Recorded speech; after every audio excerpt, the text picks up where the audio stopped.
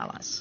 Well, a new expose on Haiti shows how business owners and members of the country's elite used Haiti's police force as their own private army, giving them guns and ammunition after the 2004 U.S.-backed coup that ousted President Jean-Bertrand Aristide. It's part of a series of reports that draw from almost 2,000 U.S. diplomatic cables on Haiti released by WikiLeaks.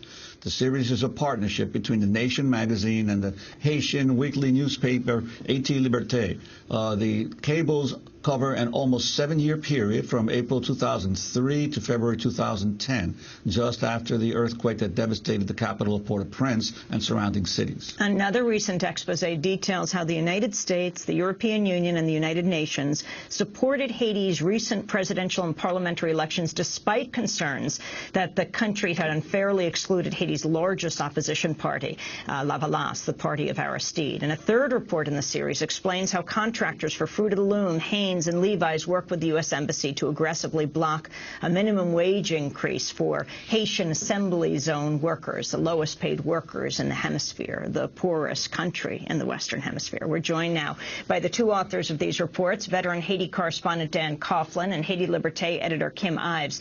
Dan covered Haiti for the Interpress Service from the United Nations in Port-au-Prince between 92 and 96, currently executive director of Manhattan Neighborhood Network, MNN, and writes for The Nation magazine. We welcome you both to Democracy Now! Talk, Dan, about the U.S. corporations and the minimum wage. Well, name the corporations and what were they doing with the United States? Well, Haiti was the original runaway shop back in the 70s when American companies trying to flee U.S. workers, U.S. unions moved to Haiti. If you remember, it was famous for baseball production back in the 70s. So it's always been an offshore, tax-free, low-wage, no worker, minimal worker rights, minimal environmental regulations in Haiti. It's just a free trade zone.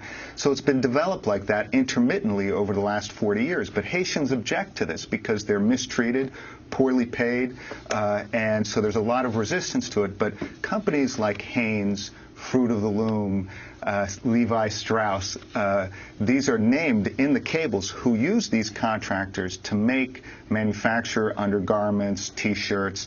In Haiti itself is a very low-waged center, in fact, the lowest-wage center in the hemisphere, and it's acknowledged as such, the poorest paid, the lowest-paid workers in the hemisphere.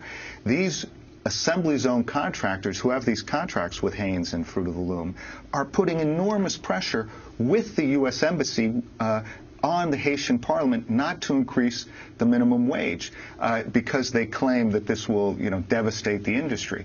This is the same argument that they've used time and time again. But these are the poorest paid workers in the hemisphere. They can hardly eat. I think a third of the population of Haiti requires some food assistance.